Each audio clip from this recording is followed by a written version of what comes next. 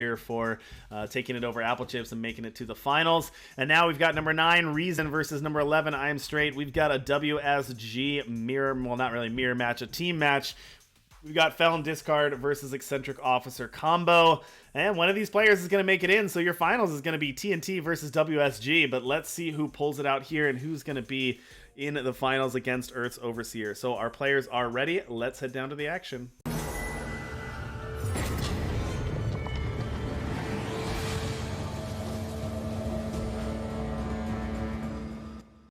All right, welcome everybody to the second semifinal. We've got r3as0n on the bottom of your screen. We've got imestr8 up at the top. Let's tell our players they are good to go, and let's dive in here. imestr8 looking at a hand of 3 Power, Bottle, Insight, Regent's Choice, Transpose, and Ixton Cargo.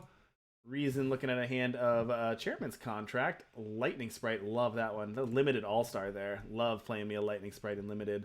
Vinegrafter and Whispering Wind. Lightning Sprite is like really sick in Fel Rock decks because you get to hit for a bunch in the air and play all your Fel Rocks for 1. Right, so r3as0n does have a little bit of interaction with this combo in that they can Vinegrafter and mark it for Waylay and Waylay out the Karoses, I guess. Like that sort of stops things, I guess. Then they just have to like reweave for First Flame and win that way. Which is like still very possible, but it's not an instant kill if you have a big board presence. Ilya in chat says, "Which combo deck are you playing?" And you respond, "Yes." Just call this combo summer, I guess. All right, the Karos one, the Karos combo deck. The Karos combo deck. Exactly. All right, Whispering Wind hits the board on turn 2. So Contract is cool for triggering discard things, but it's also a lot worse for Fel Rock. Like as you can see, like r3as0n can't do the Apple Chips thing here of play turn 3 Spore Folk and flip a bunch of Fel Rocks into play. They have to play Vinegrafter. Oh, they're Spore Folking anyways. Well, they didn't hit any Fel Rocks, so not punished. So I'm sure he gets to grab the Officer here. Then next turn they get to mark it for the reweave. So they're all set up to win on turn 5 here. I don't know if that's a good thing that you say that you said that so many times tonight. That's just how these combo decks work, especially Officers. Like super consistent at turn 5 or turn 6ing you. Like playing Karos turn 5, like you don't always have First Flame available right there. And you're playing 20 market cards, so like it's not like you're gonna whiff on them. The weakness is if your opponent like Shadow Creeper exploits you and you have Officer in hand, or if they like, bam Sneaky Peeky your Officer out of the market. Like that's just not interaction that any of the decks in the top 8 are playing. So like you're just gonna be turn 5 and 6ing people left and right. Yeah. Well, that's their fault. I mean, if you're not running bam Sneaky Peeky, what are you doing? What are you doing with your life if you're not running that Yeti? That guy's the man. Yeah, I mean every throne deck should either start with 4 Karos or 4 bam Sneaky Peeky. That's just what the format is about. All right, Whispering Wind, discarding the Elding. Let's talk about this value here. Whispering Wind, discard Elding, sack the unit, get that 4/4, hit a Fel Rock. Ooh, nice. Next one, get to discard the Fel Rock, get a Crawl, pop Face Aegis, bring back Spore Folk, die to Karos. Just exactly how you drew it up. Exactly how you drew it up. I heard you sneak that one in there. All right, here comes Eccentric Officer. Combo online. All the cost of the cards in imestr8's deck are shuffled. Vinegrafter, the draw. Not really what r3as0n needs here. So if they had gone turn 2 Grafter, turn 3 Graft, like go to the market, they could have waylaid here, but it wouldn't have worked because of the Face Aegis from the Transpose. So it's a good thing they didn't just go all in for that line, I suppose. Well, here we go. Discarding that Fel Rock.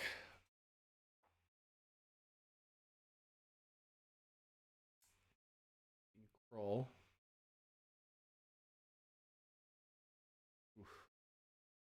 Fel Rock trigger. A bunch of free units. 2 Kroll triggers. Hashtag value. Your life total really doesn't matter, so like mill yourself or ding yourself with Kroll as much as you want. Right. If imestr8 gets the combo off, you're just gonna die either way, so it doesn't really matter. I guess being at 15 sort of matters because then reweave for First Flame is straight up lethal if you have no units in play. But like with a couple of the units in play, including one with regen, you're not gonna die to the reweave for First Flame line. So like this damage doesn't really matter. Getting a suffocate, interesting.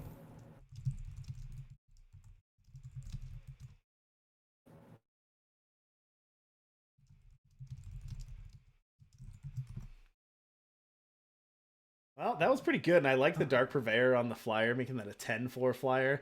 But I'm straight down to lethal, but as you mentioned, it might be too late at this point. Yeah, well, since I'm sure it doesn't have another unit in play, they're actually kind of dead here. Like, so what you were gonna do is you're gonna Rujine's Choice to put a 1-cost first flame on top of your deck, reweave into Karos, draw that first flame, but now you don't have 2 units in play, so you can't do that.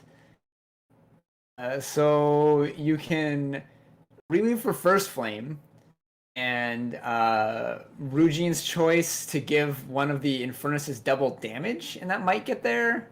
Let's see that. So like they'll all get blocked. So that's 5, 10. Yeah. So that's actually still lethal. So you just get there with the other mode of Rujine's Choice. Why not? Give one of your units double damage this turn. All right.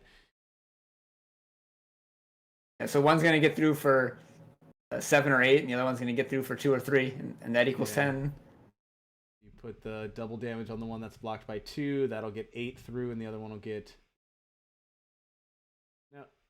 Oh. But you don't have Karos, you don't deal the damage. Yeah, so you still die. Yeah, what am I talking about? Oh yeah, you don't. I was like, oh, I don't think that's lethal. Yep, you got it. That was tough. I thought imestr8 had it as well. It was a little weird, but. Yeah, so the suffocate actually is what won it there. Because if not, again, so the way that would have worked, if not for the suffocate, if imestr8 had 2 units in play, is the first thing you do in your turn is you play your 5th power. You Ruji's Choice a 1-cost first flame on top of your deck. You reweave, sacrificing one of your 2 units to get a Karos, which will draw 2 cards off its summon, one of which is that 1-cost first flame, which you then play and kill your opponent. That's how the turn 5 kill works there. Well, that gotta be happy about that if you're Reason getting out of there when you had the combo basically set up. How big of a turn was that the turn before to just smash so much damage, get so much value off of that discard value, and then yeah, like you said, have that removal spell up and really slow down imestr8. Sporfolk hitting 4 units in a Dark Purveyor just made that Purveyor so big that it sped the clock up enough to win there. Now, I wonder if they tested this matchup at all while testing for the tournament against each other. I assume they must have. I mean, it's not too much to test, right? Like, you just need to kill as fast as you can. Like, there's not a whole lot of interaction. Like, there was that Suffocate line. So, like, that definitely showed that Reason knew how the deck worked and, like, how it goes off early. That was really the only interaction point the whole game. That's true. All right, Reason going to keep 2 power. Cartographer, Whispering Wind, Fellrock, no one to hold on Vinegrafter. I feel like we've seen that hand before.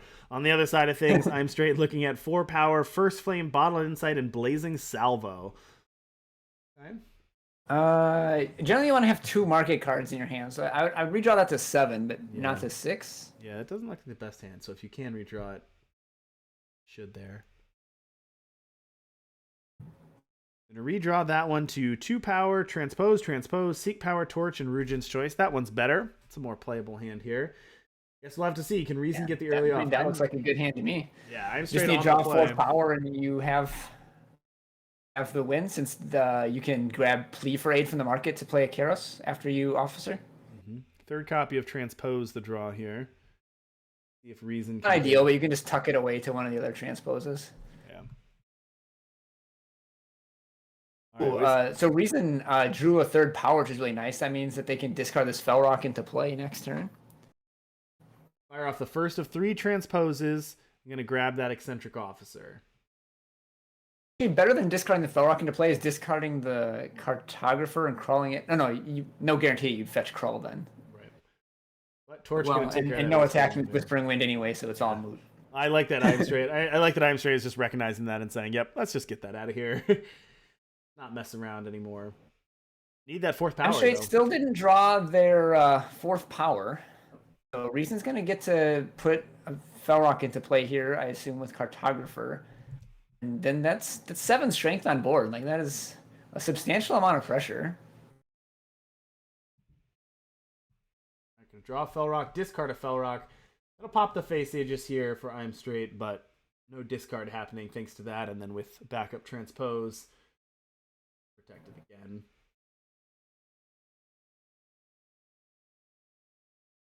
All right, Toda Okay, so Toda Pioneer is a power next turn, but not right now. Right, so Toda Pioneer reads when you draw your second card in a turn, you get +2 power that turn. So it is, yeah, next turn it would be that. So next turn you can transpose, which will essentially cost -1 with the Toda Pioneer in play, and then play Officer. Right. Yep. That makes sense. That's kind of cute. I like that interaction. Hey, I said it again. Kind of cute. That is kind of cute right there. That Toda Pioneer. Right, Todas are adorable. Why? Why is it that all the Greninja and Todas lead to cute interactions? How do we not have Greninja and Toda plushies? I want some on my bed. Good call. All right, Direwolf, you're listening. I'm sure all the Direwolf players are watching this stream on a Saturday, so definitely check it out. Get some Greninja and Toda plushies. I'd get one. We need a little mascot for the series. All right, so here the Officer comes down, and this is going to put away Smuggler and grab that or rise the challenge. Challenge, yep. Here comes that Officer, thanks to that -1. That extra power boost from the Toda. Dark Purveyor not as going to be as impactful as it was last game. All right, so now with the Toda Pioneer providing the power, imestr8 can this turn play the Smuggler and the Reweave. So they're 2 turns off winning. So r3as0n really needs to have like some, I guess like Lightning Sprite and to draw power for a big Purveyor type of deal.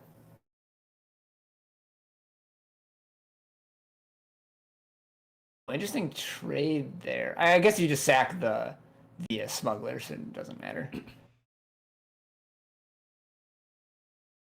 And no end to hold him here. Presumably for Kroll. Reanimate. It gets here. What, Whispering Wind? Yeah, Whispering Wind. There. Yes, that's it. It's just Whispering Wind, and then Vinecrafter followed up.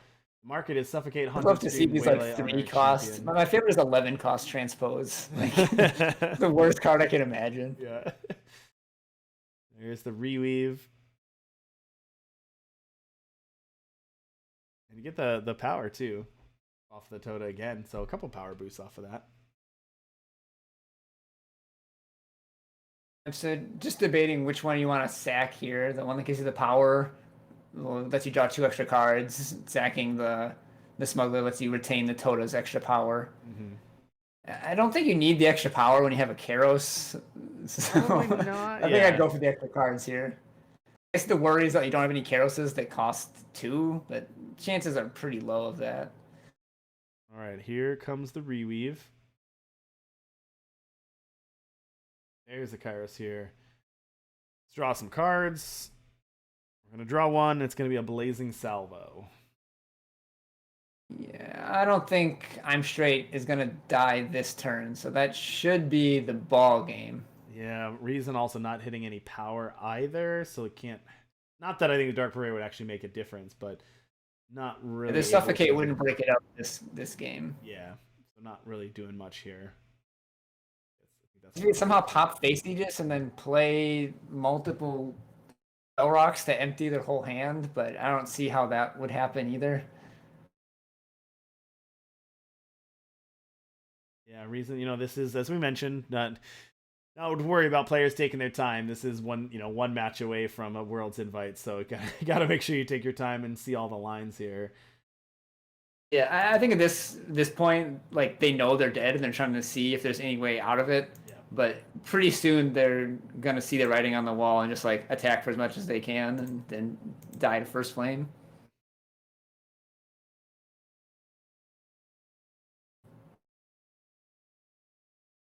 Yeah, so not too much here. You can also attack with the Whispering Wind, but there's not really much I think that makes any difference. So as you mentioned, just gonna attack out, do as much damage as possible. Whispering Wind's not really going to be able to get anything relevant. Fell Rock, but